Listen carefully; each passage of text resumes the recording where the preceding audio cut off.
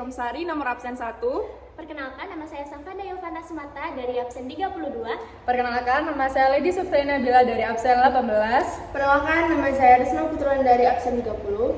Perkenalkan, saya Aprilia Ceditari dari absen 5. Perkenalkan, nama saya Nabila Aurani Jana Palembang dari absen 24. Dan kami dari kelompok 6 akan mempresentasikan konflik dari Amerika Latin. Krisis pertama pada tahun 1920, adanya gelombang protes dari petani lokal. Pembentukan PKK terbiasa disebut Partai Komunis Kolombia. Munculnya PKK memunculkan gesekan dengan partai-partai yang memiliki ideologi berseberangan, khususnya Partai Konservatif. Milisi petani membentuk Blok Selatan, kemudian bertransformasi menjadi FARC-EP, Angkatan Bersenjata Revolusioner Kolombia Tentara Rakyat. Pada tahun 2002, pemerintah mulai menerapkan kebijakan keras untuk melumpuhkan FARC. Adanya pemerintah baru yang meningkatkan perlawanan terhadap FARC mengalami penurunan. Konflik kedua di Amerika Latin adalah Sendro Luminoso. Pada tahun 1980, Sendro Luminoso melakukan aksi sabotase. Di tahun 1982, Sendro Luminoso melakukan penyerangan berskala besar, di mana sasaran dari serangan tersebut adalah kompleks penjara, dengan berhasil membebaskan 200 orang lebih tahanan. Di tahun 1983, pembasmian Sendro Luminoso semakin sulit karena mereka mendapatkan pendapatan baru yang menjadikan mereka pemberontak paling kaya pada masanya. Pada tahun 1985, Peru menggelar pemilu presiden, di mana hasilnya digantikan oleh Alan Garcia. Konflik tersebut berakhir di 1992. Kebijakan-kebijakan Fujimori mulai menemukan hasilnya. Banyak petinggi Fuji Luminoso yang tertangkap. Lepas dari aksi-aksi yang dilakukan aparat keamanan Peru, Sendro Luminoso tidak pernah benar-benar tamat dan mereka masih terus melakukan aktivitas pemberontakannya. Selama periode itu, Sendro Luminoso melakukan aksi berskala kecil yang dipimpin oleh Artemio. Dan berakhir, militer Peru berhasil menangkap Artemio yang menjadikan Sendro Luminoso semakin lemah.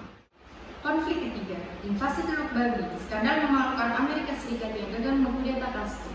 Penyusupan oleh Brigade 2506 JIA ke Teluk Babi, Kuba untuk melakukan provokasi kepada rakyat untuk melakukan pembunuhan terhadap Fidel Castro. Fidel Castro bertindak cepat. Sekitar 20.000 tentara diperintahkannya untuk bergerak ke pantai. Baku tembak di Teluk Babi terus berlangsung pada hari-hari berikutnya hingga Brigade 2506 terdesak. Kondisi ini semakin parah setelah kapal bantuan ditembaki pasukan Kuba hingga kandas. Konflik keempat, perbedaan ideologi Kolombia Venezuela. Pada pertengahan abad 15, Venezuela memutuskan menjadi negara sendiri, lepas dari pemerintahan Kolombia.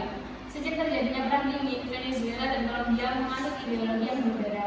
Kolombia berkiblat pada Amerika Serikat dengan liberal kapitalis, dan Venezuela negara sosialis yang anti dari Amerika Serikat. Pada tanggal 7 Maret 2008, Kolombia dan Venezuela mencoba mengakhiri masalah dengan mengadakan pertemuan diplomatik. Konflik yang kelima yaitu konflik Partai Komunis di Brazil. Brazil merupakan negara anti-komunis, tetapi sebelum tahun 1947 di Brazil ada Partai Komunis yang anggotanya berjumlah 150.000 orang. Pada tahun 1950, Partai Komunis setelah dibubarkan mencoba melakukan gerakan-gerakan revolusioner, namun berhasil diatasi dengan segera oleh pemerintah. Akibatnya, terdapat adanya partai yang membahayakan pemerintah Brazil. Trauma dengan adanya Partai Komunis, bahkan Brazil mencoba menjalin persekutuan anti-komunis dan menjadi negara yang pro-barat. Konflik ke-6, krisis energi Brazil. Penggunaan energi nasional yang mencakup sekitar 40,5% dari minyak bumi, 33% dari kayu, 18,4% tenaga hidroelektrik, dan 3,6% dari batu bara. Di tahun 1974 diperkirakan Brazil membutuhkan 900.000 barel minyak dalam sehari. Brazil hanya mampu menghasilkan 180.000 barel seharinya.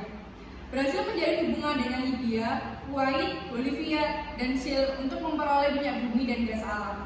Penyelesaiannya dengan Brazil harus karena menanggung beberapa konsekuensi politik dengan Libya dan Kuwait.